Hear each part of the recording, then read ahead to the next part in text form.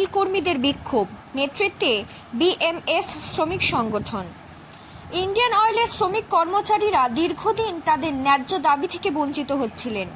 শ্রমিকদের আর্থিক দুরবস্থা, বেতন বৃদ্ধি, নিরাপত্তা ও অন্যান্য দাবিতে তারা আন্দোলন চালিয়ে যাচ্ছিলেন। গত 18 জুন তারা এক বৃহত্তর আন্দোলন সংগঠিত করেন ইন্ডিয়ান অয়েল দপ্তরের সামনে। সেদিন কর্তৃপক্ষ ও ম্যানেজমেন্ট জানান তারা বৈঠকে বসবেন ও সমস্যার সুরাহা করবেন। কর্তৃপক্ষ এবং ঠিকাদারদের সঙ্গে দাবি সংক্রান্ত আলোচনার জন্য 22 জুন দিনটি নির্ধারণ করা হয়েছিল, কিন্তু কর্তৃপক্ষ এতে কোনো সাড়া দেননি। উপরন্তু ম্যানেজমেন্টের কোনো আধিকারিকই আজ বিধায়ক সহ শ্রমিকদের সঙ্গে সাক্ষাৎ পর্যন্ত করেননি। বিধায়ক ফোন করলে তারা এই নিয়ে পরবর্তী সময় বসবার কথা জানিয়েছেন। শেষ পর্যন্ত আজ শ্রমিক সংগঠনের নেতৃত্বে তারা অবস্থান আন্দোলনে নামেন। আন্দোলনকারী কর্মীদের পাশে দাঁড়িয়েছেন বিধায়ক অম্বিকা রায়। তিনি জানিয়েছেন আজও ম্যানেজমেন্ট তাদের সঙ্গে বৈঠকে বসলেন না। আলোচনার ভিত্তিতে সমস্যার সমাধান হলো না, তাই তিনি আজ গেটের বাইরে হুঁশিয়ারি দেন লাগাতার আন্দোলন করবেন তারা ম্যানেজমেন্টের আধিকারিকদের বিরুদ্ধে। এই মুহূর্তে আমাদের সঙ্গে আমরা পেয়ে গেছি কল্যাণীর বিধায়ক অম্বিকা রায়কে। তার সাথে দীর্ঘদিনের একটা জট, দীর্ঘক্ষণ বৈঠক হলো, সেই জট কি কাটলো? দেখুন, আমাদের এখানে বহুদিন ধরে শ্রমিক শোষণ একেবারে চরমে চলছে। শ্রমিকদেরকে যে ন্যূনতম বেতন, সেই ন্যূনতম বেতন এরা দেয় না, এবং কন্ট্রাক্টর এবং আইওসির 2 অফিসার অনির্বাণ রয় আর রাজীব বারোই, করাপ্টেড 2 অফিসার, তারা তৃণমূলের কিছু হারমাদ আছে, মানে করাপ্টেড কিছু পার্সন আছে, তাদের সাথে কোঅর্ডিনেট করে, কন্ট্রাক্টরের সাথে কোঅর্ডিনেট করে এই শ্রমিক শোষণটা এরা চালিয়ে যাচ্ছে বহুদিন ধরে। এর মধ্যে কি করেছে, নতুন এরা এটা কন্টিনিউ জারি রাখছে, এবং তারা প্রচুর পয়সা নিয়ে, লক্ষ লক্ষ টাকা নিয়ে এরা নতুন এমপ্লয়িদের নিয়োগ করছে, আর পুরোনোদেরকে কি করছে, তাদেরকে সরিয়ে দিচ্ছে। তো বিশাল বড় একটা দালাল চক্র, মানে একটা গ্যাং চালাচ্ছে এই 2 অফিসারকে। আমরা বারবার করে বলছি এই 2 অফিসারদেরকে আপনারা এখান থেকে করুন, রিমুভ করুন। এরা পুরো প্লান্টের যে কোনো সময় প্লান্টে বিশাল বড় মানে ভয়াবহ কোনো দুর্ঘটনা ঘটে যেতে পারে, অগ্নিকাণ্ড ঘটে যেতে পারে, এবং এটা পুরো মানে টেররিস্টদের হাতে চলে যেতে পারে। এই 2 officers, they can do anything, they can go at any action for taking the money. তারা পয়সা পুরো নিজেকে টপ টু বটম হয়ে গেছে। এবার আমরা বারবার করে যখন নাকি গত দিনে যখন নাকি এসেছি, সে বললো যে 22 তারিখে সে ডেট দিয়েছে, 22 তারিখে 22 জুন সকাল 10টার সময় আপনারা আসুন, আপনাদের সাথে বসবো, বিএমএস থাকবে, কন্ট্রাক্টর থাকবে, এবং আমিও থাকবো। তো আমরা একসাথে বসে একটা মডালিটি ডিসাইড করব। কি অ্যাটলিস্ট শুনুন, তো না শুনলে যে এরা একেবারে মানে এইভাবে যে কন্টিনিউয়াসলি এইভাবে চালিয়ে যাবে, এটা তো হতে পারে না।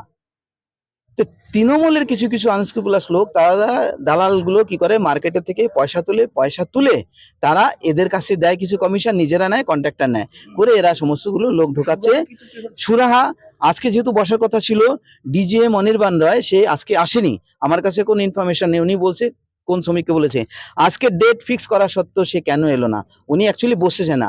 আমি টেলিফোন করেছিলাম, ফোন করে আমি জিজ্ঞেস করলাম যে আপনি প্রিসাইজ ডেট বলুন কবে।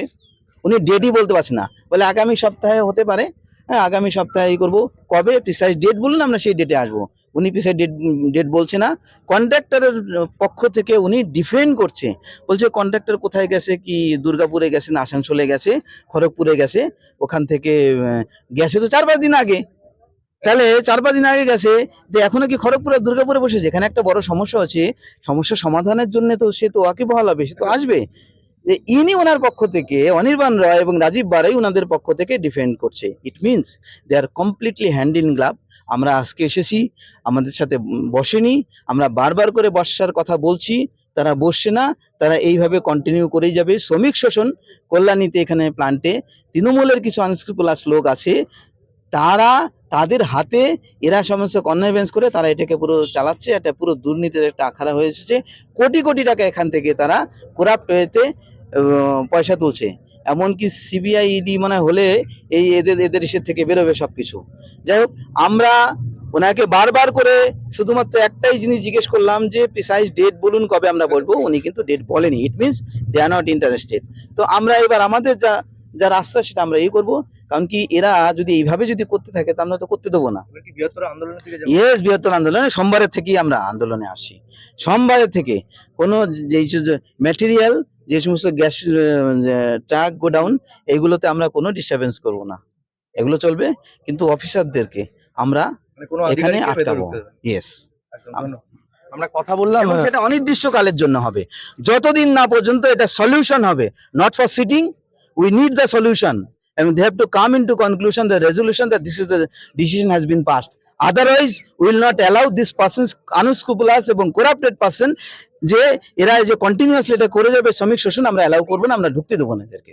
একদম ভারত মাতা কি বৃহত্তর আন্দোলনে তারা যাচ্ছেন কেন বারংবার যারা আধিকারিক রয়েছেন, যারা দায়িত্বপ্রাপ্ত রয়েছেন আধিকারিক, তারা কিন্তু বসতে চাইছেন না। তারা যে সমঝোতা তারা কন্টিনিউয়াসলি কিন্তু দেখা যাচ্ছে যে শ্রমিকদের শোষণ চালিয়ে যাচ্ছে, আর সেই শোষণ যাতে বন্ধ হয় তার জন্য কিন্তু সরব হয়েছিলেন কল্যাণীর বিধায়ক, এবং তার সাথে সাথে ভারতীয় জনতা পার্টির যে তাদের যে শ্রমিক সংগঠন রয়েছেন বিএমএস, তারা কিন্তু সরব হয়েছিলেন এবং তারা চাইছিলেন যাতে শ্রমিকদের কথা ভাবা হয়। কিন্তু সে জায়গায় দাঁড়িয়ে কিন্তু শ্রমিকদের কথা মাথা নিচ্ছে না, কোনো কর্ণপাতই করছেন না, তারা বসতে চাইছেন না শ্রমিকদের সঙ্গে। এর পরবর্তীতেই কিন্তু বৃহত্তর আন্দোলনের কথা জানিয়ে দিলেন। আগামী সোমবার থেকেই কিন্তু বৃহত্তর আন্দোলন হবে। যারা আধিকারিক আছেন তাদের কিন্তু অনির্দিষ্টকালের জন্য ভেতরেও ঢুকতে দেওয়া হবে না, এমনই কিন্তু হুঁশিয়ারি কার্যত দিয়ে দিলেন বিধায়ক। আপনারা দেখতে থাকুন নিউজ হোয়াট অ্যাবাউট, সঙ্গে থাকুন, পাশে থাকুন। ক্যামেরায় আকাশ সিং এর সাথে শোভন, কল্যাণী।